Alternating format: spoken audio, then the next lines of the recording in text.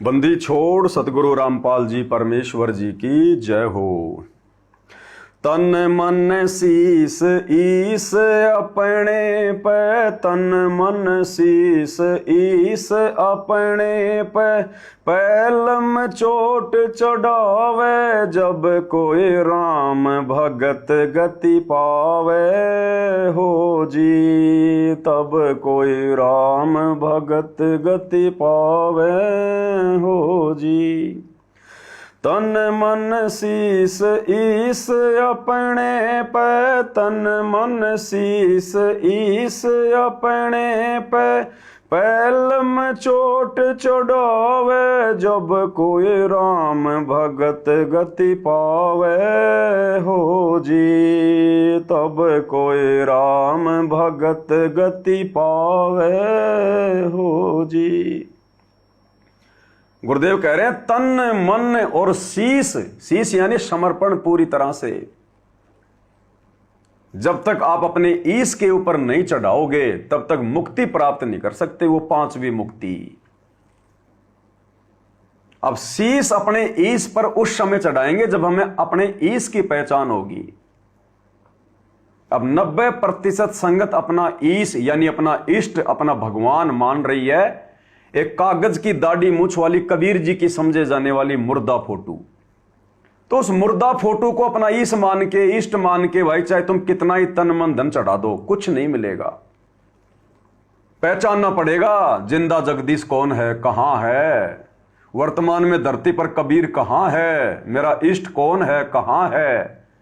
मुर्दा इष्ट से बात नहीं बनेगी, जिंदा इष्ट चाहिए, जिंदा इष्ट। तो गुरुदेव के सत्संग हमें निष्कर्ष देते हैं कि वक्त गुरु कबीर परमेश्वर के यथार्थ 13वें कबीर पंथ में जिंदा जगदीश है, ईश है, इष्ट है। और अपने ही गुरु को इष्ट मानकर भक्ति करने से हमारी भक्ति सफल होगी। तन मन शीस ईस अपने पे, तन मन शीस ईस अपने पे, पैलम चोट चढ़ावे जब कोई राम भगत गति पावे हो जी, तब कोई राम भगत गति पावे हो जी। भाई सतगुरु तिलक अजपा माला युगत जटा रखवावे, सतगुरु तिलक अजपा माला युगत जटा रखवावे, जत को पीन सत का चोला भीतर बेख बनावे जब कोई राम भगत गति पावे हो जी, जब कोई राम भगत गति पावे हो जी। कि सतगुरु की सच्ची भक्ति में दिखावा नहीं चलता, पाखंड नहीं चलता, आडंबर नहीं चलता। सतगुरु तो अंदर से देखता है कि हम कितने भगत बने हैं, बाहरी दिखावा करके भगत बनने का ढोंग नहीं चलता। तो कहते हैं सतगुरु तिलक और अजप्पा माला, यानी अपने सतगुरु को अति पूजनीय समझकर उनकी भक्ति करनी होती है मुक्ति के लिए। सतगुरु तिलक, जैसे तिलक निकाला जाता है यहां पर माथे पर सबसे ऊपर, अति पूजनीय बताया इसको। इसी प्रकार भगत ने अपने सतगुरु को अपने शीश पर रख के चलना है। गुरु को राखिए शीश पर और चलिए आज्ञा माही, कहे कबीर उस भगत को फिर तीन लोक भय नाही। तो हमने अपने सतगुरु को शीश पे रखने का मतलब है सर्वोपरि, सर्वप्रथम, अति पूजनीय, उनके अलावा किसी और की पूजा नहीं। तब हम मुक्ति प्राप्त करेंगे। और अजप्पा माला, और गुरुदेव ने जो सुमरण का जो मंत्र दे दिया, हमने निरंतर उस पर ध्यान लगा के रखना है, फालतू की बकवादों में मन को नहीं भटकने देना। और युगत जटा रखवावे, ये लंबी लंबी जटाएं रखने से इससे हम भगत नहीं कहलाएंगे। युगत जटा, कौन सी युगत? युगत मानी युक्ति। कौन सी युक्ति? गुरु पद सेवै बिरला कोई, जा पर कृपया साहिब की होई। यानी सतगुरु ने हमें जो भक्ति की जो युक्ति बता दी, कहते हैं वो हमारी जटा है। ये लंबी लंबी जटा रखने से मुक्ति नहीं होगी। सतगुरु ने जो भक्ति की विधि बता दी, वो उस विधि से, उस युक्ति से हमने भक्ति करनी है मर्यादा में रह के, वो हमारी जटा है। और जत कोपीन सत का चोला, भीतर भेख बनावे। जत कोपीन, जैसे अपने पर्दे के ऊपर अपने गुप्तांगों को छुपाने के लिए पहले के टाइम पे जो है कोपिन पहना करते थे, आजकल ये अंडरवियर आ गई। तो कहते हैं जत कोपीन, यानी भगत ने जति होना चाहिए। अगर शादीशुदा है तो केवल अपनी स्त्री तक उसने संबंध रखने चाहिए। लेकिन एक समय भक्ति में ऐसा भी आ जाएगा, आपने स्त्री से भी वो संबंध तोड़ने पड़ेंगे। विषय वासना वाले वो जो विकार है, वो संबंध आपने तोड़ने पड़ेंगे अगर मुक्ति चाहिए तो। क्योंकि कामी क्रोधी लालची, इनसे भक्ति ना होए। भक्ति करे कोई शूरमा, जात वर्ण कुल खोई। अगर सारी जिंदगी हम स्त्री भोग करते रहे, फिर कैसे मुक्ति प्राप्त करेंगे? वो तो काल का कुक्रम है हमारे को यहीं पर फंसाने के लिए। काल अपनी खुराक पैदा करवाता है हमें विषय वासनाओं में डालकर, बच्चे पैदा करवा कर। तो एक समय ऐसा भी आ जाएगा भक्ति मार्ग में, अन्यथा विषय वासनाओं के चक्कर में पड़े रहने के कारण हम मुक्त नहीं हो पाएंगे। परमात्मा कहते हैं भग भोग्या भग उपजय, और भग से बचा ना कोई, और जो कोई भग से बचे भगत कहावे सोई। तो एक समय ऐसा भी आ जाएगा, हमने बिल्कुल यति बनना पड़ेगा। यति, जति से यति। यति वो होता है जिसका किसी स्त्री से कोई संबंध नहीं होता, शारीरिक संबंध। बाकी आपकी शादी हो गई है, बहुत अच्छी बात है, स्त्री तो आपको सहयोग देगी, वो भी भक्ति करेगी, अपनी आत्मा का कल्याण करवाएगी। तो पति और पत्नी ने फिर विषय वासनाओं को लेकर दूरी बना लेनी चाहिए इस भक्ति मार्ग में, जब आपको ये ज्ञान समझ में आ जाए कि समय थोड़ा है। तो कहते हैं जत कोपीन सत का चोला। अन्यथा जब तक आपको यह ज्ञान इतनी गहराई से समझ में नहीं आता है और आपको सतगुरु की भक्ति मिल गई, तो कहते हैं जत कोपीन, यानी अपनी स्त्री तक सीमित रहना, व्यभिचार नहीं करना, दूसरे की मां बहन पर गंदी नजर नहीं डालना, अन्य औरतों से जारी नहीं करनी, अन्यथा मुक्ति से वंचित रह जाओगे। और सत का चोला, हमेशा सत्य भाषण करना चाहिए भगत ने, झूठ का सहारा नहीं लेना चाहिए। सांच बराबर तप नहीं, झूठ बराबर पाप, और जाके हृदय सांच है, हे प्रभु ताके हृदय आप। और भीतर भेक बनावे, यानी अंदर से भगत बने।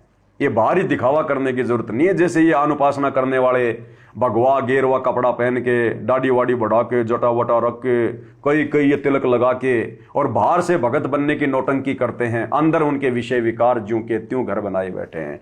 कहते हैं भीतर भेख बनावे, अंदर से भगत बनो। जब कोई राम भगत गति पावे हो जी, जब कोई राम भगत गति पावे हो जी। भाई लोक लाज मर्याद जगत की तृण ज्यों तोड़ बगावे, लोक लाज मर्याद जगत की तृण ज्यों तोड़ बगावे। कामिनी कनक जहर कर जान, वो शहर अगमपुर जावे, जब कोई राम भगत गति पावे हो जी, जब कोई राम भगत गति पावे हो जी। अगर मुक्ति प्राप्त करनी है इस कलयुग की बिचली पीढ़ी में, आज से पहले तो मौका मिलता ही नहीं। आज से पहले तो आत्माएं सतलोक जा ही नहीं पाती हैं, क्योंकि समय ही ये होता है, मोक्ष के द्वार, सतलोक के द्वार आत्माओं के लिए इसी समय खुलते हैं। तो कहते हैं लोक लाज मर्याद जगत की तृण, यानी तिनके ज्यों तोड़ बगावे, कोई लोक लाज नहीं करनी। इस भक्ति पर जब हम लगेंगे, सतगुरु के द्वारा बताई मर्यादा निभाएंगे, फालतू के ये त्योहार वगैरह मनाना छोड़ देंगे, सहयोग करना छोड़ देंगे, ब्याह शादी में दुनिया भर का दिखावा, लेन देन, दहेज घोड़ी, बैंड बाजा, बारात फरात, दुनिया भर का 56 प्रकार की मिठाइयाँ, गहने गाठी वगैरह, बड़े बड़े टेंट लगाना। कहते हैं जब हम इन बकवादों को छोड़ देंगे, समाज की व्यर्थ की झूठी परंपराओं को, जन्मदिन मनाना, छोटी मोटी पार्टियां करना, मैरिज एनिवर्सरी मनाना, किट्टी पार्टी करना, कहते हैं जब हम इन बकवादों से, इन परंपराओं से, व्यर्थ की रीति रिवाजों से दूर हटेंगे तो जगत हमारे विरोध में आएगा, हम जगत को अच्छे नहीं लगेंगे।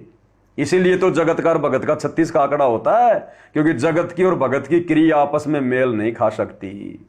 अगर आप भक्ति सही कर रहे हो मर्यादाओं में रह के, तो वो लोग, वो समाज वाले, रिश्तेदार, गांव वाले, यार दोस्त, हमारे सहपाठी, हमारे वो कलीग, ऑफिस में काम करने वाले, साथ में मजदूरी करने वाले, बात बात पे हमारे को व्यंग मारेंगे, हमारी हंसी उड़ाएंगे, पता नहीं क्या क्या हमारे को उपाधियां देंगे। तू तो रामपाल बन गया है, तू तो किसी काम का नहीं, तू तो पागल आदमी है, बेकार आदमी है, भक्ति तो हम भी कर रहे हैं, ऐसा कौन करता है, ब्याह शादी में तो हम भी जाते हैं, फलाने बाबा के हम भी भगत हैं। भाई वो होंगे किसी बाबा के भगत, भाई हमें तो जन्म मरण का रोग है, और यदि हमने ये जन्म मरण का रोग कटवाना है तो सतगुरु के बताए अनुसार परहेज रखने पड़ेंगे। फिर हमने दुनियादारी नहीं देखनी। शुगर के पेशेंट को डॉक्टर ने मना कर दिया, अगर मीठा खाएगा तो मरेगा। अब वो शुगर का पेशेंट अगर किसी शादी में जाएगा, वहां तो लोग कहेंगे मिठाई खा ले। अरे बार बार शादी थोड़ी होती है, अरे वर्षों बाद इसके घर में लड़का पैदा हुआ है, तेरे को खुशी नहीं है, ले एक रसगुल्ला तो खा ले। वो कहेगा नहीं भाई, बिल्कुल नहीं खाऊंगा भाई, मैं शुगर का पेशेंट हूं, मेरे डॉक्टर ने मना कर रखा है, मेरी मौत हो जाएगी।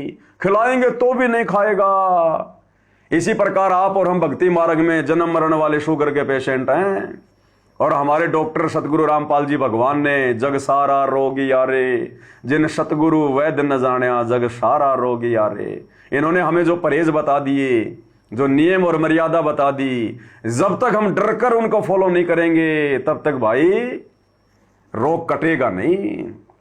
तो समाज तो पता नहीं क्या कहेगा, तू तो ऐसे रहती है जैसे कोई विधवा हो, ना कुछ नाक में पहनती, ना कुछ गले में पहनती, ना कुछ कान में पहनती, तेरा पति तो बहुत कमाता है। समाज में लोग तुझे क्या कहेंगे। अरे भैया, आज गुरुजी की मर्यादा तोड़ के, हीरोइन बन के, गहने गाठी धारण करके, भक्ति पूरी ना हुई, मुक्ति ना हुई, कल को मैं कुतिया बन के घूमूंगी, तब मेरे पति की और मेरी इज्जत कहां जाएगी। नंगी होके घूमूंगी, उस कुतिया की योनि में मुझे कौन ये सोने की बालियां पहनाएगा मेरे नाक में, मेरे कान में।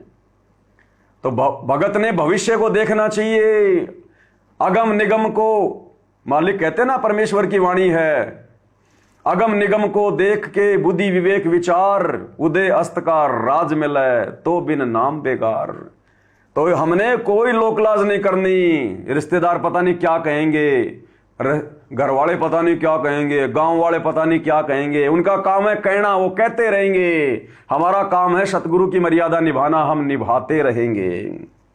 तो कहते हैं लोक लाज मर्याद जगत की, तिनके ज्यों तोड़ बगावे। बिल्कुल भी शर्म नहीं माने किसी की, ना किसी की कोई काली माने, ना अपने ऊपर ले किसी की बात को कि कोई बात नहीं, नादान है, बालक है, इसको आध्यात्मिक ज्ञान नहीं है।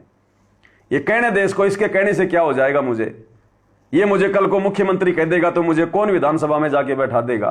तो इसके उल्टा सीधा कहने से मेरे ऊपर क्या फर्क पड़ने वाला है। और कामिनी कनक जहर कर जाने, कामिनी यानी स्त्री। अब यहां दो बातें हैं भक्ति मार्ग में। एक कामिनी है, अपनी औरत के अलावा किसी दूसरी औरत से कोई संपर्क नहीं रखा है, शारीरिक संबंध वाले। बाकी तो स्त्री हमारी बहन भी होगी, हमारी बुआ भी होगी, हमारी मामी भी होगी, हमारी मां भी है। स्त्री से संबंध रखने का मतलब है विषय वासनाओं को लेकर, शारीरिक संबंधों को लेकर, अपनी औरत के अलावा किसी और की तरफ गंदी नजर भी नहीं। सबको आयु अनुसार बहन बेटी या मां की दृष्टि से देखा है। पर नारी को देखिए बहन बेटी के भाव, कहे कबीर काम नाश का यही सहज उपाव। और एक स्थिति फिर आपको थोड़ी देर पहले परमात्मा के आशीर्वाद से बताई दी कि भग भोग्या भग उपजय, भग से बचा न कोई, और जय कोई भग से बचे फिर भगत कहावे सोई। एक समय फिर ऐसा आ जाएगा भक्ति मार्ग पर जब आपको ज्ञान होगा, आत्म कल्याण की चिंता सताएगी, समय थोड़ा दिखाई देगा, फिर आपने अपनी स्त्री के साथ भी भाई बहन के संबंध बनाने पड़ेंगे, यानी आपने बकवास छोड़नी पड़ेगी। शारीरिक संबंध बनाने छोड़ने पड़ेंगे, विषय वासनाओं का चक्कर छोड़ना पड़ेगा। जब आपने शारीरिक संबंधी बनाने बंद कर दिए तो भाई बहन का रिश्ता ऑटोमेटिक हो गया, क्योंकि परमेश्वर की वाणी है, आग पराई आपनी हाथ दिए जल जाए, नारी पराई हो या आपनी उसको भोगे सब कुछ जाए। तो परमेश्वर काली संकेतों में बात कर जाते हैं कि जब इस आत्मा को सद्बुद्धि आएगी, कभी इसका ज्ञान योग खुलेगा, ढंग से भक्ति मार्ग को समझेगा, तब ये खुद ही दूर हो जाएगा। तो अब वो समय आ चुका है भाई और बहनों, सात संगतियों के माध्यम से परमात्मा विस्तृत खुलासा करवा रहे हैं।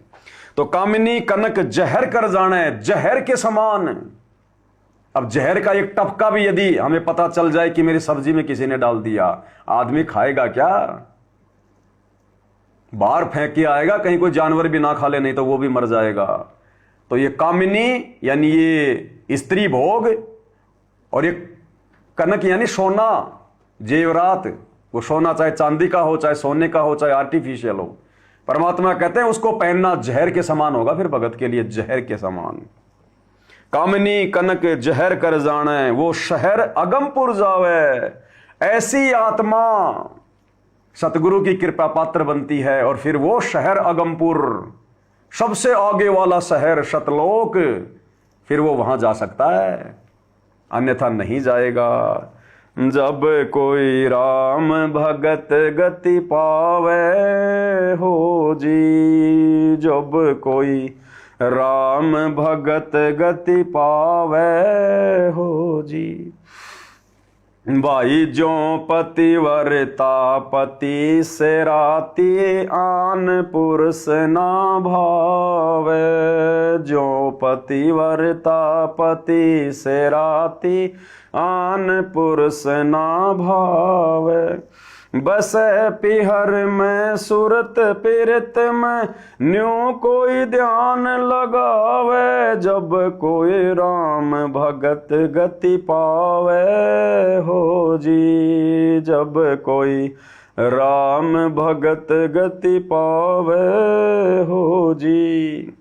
अपने पति से, भक्ति मार्ग में आत्मा का पति होता है परमात्मा, जो सतगुरु रूप में आते हैं, जैसे आज आए हुए हैं सतगुरु रामपाल जी। तो कहते हैं अपने पति से, अपने गुरु से, अपने परमात्मा से, अपने इष्ट से वो एक ही होता है, सतगुरु रूप में आया हुआ। कहते हैं उससे भगत ने इस प्रकार से लगन लगानी चाहिए, जैसे एक पतिव्रता स्त्री बहन बेटी केवल अपने पति से ही राती है, यानी लगन लगाती है। जो पतिव्रता पति से राती, यानी पतिव्रता स्त्री की लगन केवल अपने पति से लगी रहती है। वो बहन बेटी जब कुछ दिनों के लिए अपने पीहर में आ जाती है तो काम सारे करती है, खेती बाड़ी का भी, घर का भी, लेकिन उसके मन में एक विशेष चिंतन मनन चलता रहता है अपने पति को लेकर। क्या कर रहे होंगे, क्या खा रहे होंगे, कैसे रह रहे होंगे। तो ऐसे ही हम सांसारिक कार्य भी करेंगे, जो जिम्मेदारियां गुरुदेव ने दी हैं, जो जायज हैं। किसान अपनी खेती बाड़ी भी करेगा, मजदूर अपनी मजदूरी भी करेगा, बच्चे अपनी पढ़ाई भी करेंगे, लेकिन एक विशेष कशक, एक चिंतन मनन सदा अपने गुरुदेव भगवान का अपनी आत्मा में होना चाहिए। फालतू की सांसारिक बकवादों में ध्यान नहीं जाना चाहिए।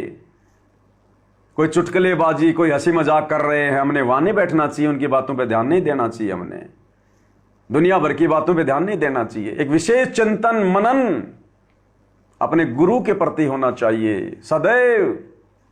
और ये चिंतन मनन, जैसे हम लोग 3 समय की आरती करते हैं, वो गुरु जी से चिंतन मनन है। सुमरण करेंगे वो भी गुरु जी का चिंतन मनन है। 5 यज्ञ करेंगे वो भी गुरु जी का चिंतन मनन है। गुरु की महिमा करेंगे, कोई शब्द गाएंगे, वो भी गुरु का चिंतन मनन है। मन में सोचते रहेंगे गुरु जी के विषय में, भक्ति के विषय में, उनके उपकारों के विषय में, जो लाभ हमें देते हैं गुरुदेव, हम पे जो मेहर करते हैं, हमें सौ आपदाओं से हमें बचाते हैं, हमारी गुप्त समस्याओं को भी टालते हैं। हमें तो पता ही नहीं चलता कि गुप्त रूप में सब काम सार दे, जो भी विपदा आन पड़े। हमारी सैकड़ों समस्याएं तो ऐसी होती है जो काल पैदा करता है, जिनसे हम जिंदगी में बाहर नहीं निकल सकते, लेकिन सतगुरु गुप्त रूप में आप और हमें महसूस भी नहीं होने देता, उनको दूर कर देता है, समाप्त कर देता है। जैसे हम पहले महाभारत देखा करते थे टीवी में, उधर से एक आदमी अग्निबाण छोड़ता था, इधर से दूसरा छोड़ता था, और ऊपर आसमान में आपस में टकरा के फट जाया करते थे। ऐसे ही काल जो आपत्तियां हमारे ऊपर छोड़ता है, गुरु ऊपर की ऊपर ही समाप्त कर देता है। तो ऐसे गुरु का चिंतन मनन नहीं करें तो और किसका करें। तो कहते जो पतिव्रता पति से राती, आन पुरुष ना भावै। दूसरा व्यक्ति उसको देखा भी अच्छा नहीं लगता पति रूप में, बाकी तो उसका भाई भी होता है, उसका पति भी होता है, रिश्तेदार भी होते हैं, लेकिन पति रूप में किसी और का चिंतन मनन वो पतिव्रता बहन बेटी नहीं कर सकती। तो इसी प्रकार हमारा इष्ट, हमारा गुरु, हमारा भगवान, सब कुछ हमारे गुरुदेव। तो हमने अन्य किसी देव के विषय में, अन्य किसी साधु संत महात्मा के विषय में कोई चिंतन मनन नहीं। अभी इन आश्रमों के अंदर गरीबदास जी का बोध दिवस मनाया जाता है। गरीबदास जी तो 12वें पंथ के गुरु थे, एक संत थे। हम 13वें पंथ के पंथी हैं, हमारे गुरु सतगुरु रामपाल जी हैं। हम गरीबदास जी का बोध दिवस क्यों मनाएं? हमें गरीबदास जी की वाणियों से मतलब था, गुरु जी ने हमें बता दी। आदरणीय रामदेवानंद जी, हमने उनकी शक्ल भी नहीं देखी, जो हमारे दादा गुरु जी कहलाते हैं। उनकी फोटो हम अपने दरबार में रखते हैं। पंडित चिदानंद जी, कभी सौपन में नहीं देखा उनको, उनकी फोटो हमने दरबार में लगा रखी है। गरीबदास जी के दरबार में लगा रखी है। दाढ़ी मूंछ वाले नकली कबीर के दरबार में लगा रखी है। बताओ हम कहां से पतिव्रता आत्मा है, पतिव्रता भगत है? इन सबको हटाना पड़ेगा। केवल भगत के दरबार में, भगत के लोकेट में, भगत के घर में, हर जगह गुरु के अलावा कोई दूसरी सूरत दिखाई देनी नहीं चाहिए। तो कहते हैं जो पतिव्रता पति से राती, आन पुरुष ना भावे, और बसे पीहर में सुरत पीरित में, न्यू कोई ध्यान लगावे। हम संसार में रहेंगे, सांसारिक कार्य भी करेंगे जो आवश्यक हैं, लेकिन विशेष ध्यान और कसक हमारे गुरुदेव भगवान में रहनी चाहिए। हमारी वो हमारा ध्यान है, उससे हमारा ध्यान यज्ञ भी बन रहा है। ये ध्यान लगाना होता है सतगुरु के भक्ति मार्ग में। जब कोई राम भगत गति पावे हो जी, जब कोई राम भगत गति पावे हो जी। बाई निंदा स्तुति मान बढ़ाई, मन से मार गिरावे। निंदा स्तुति मान बढ़ाई, मन से मार गिरावे। अष्ट सिद्धि की अटक न मान, आगे कदम बढ़ावे। जब कोई राम भगत गति पावे हो जी, जब कोई राम भगत गति पावे हो जी।